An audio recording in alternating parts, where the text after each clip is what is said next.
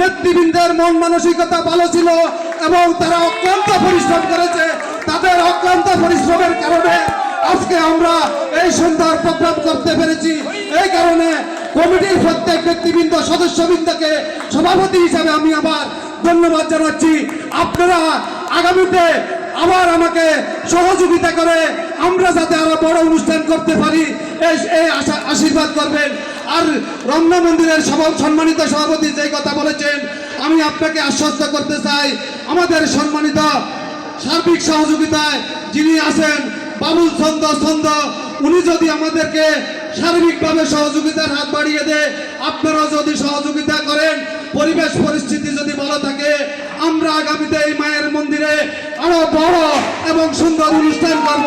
আমরা এটাই আশা করছি, সবার আশীর্বাদ আমরা কামনা করছি। এই পর্যায়ে বক্তব্য দিবেন।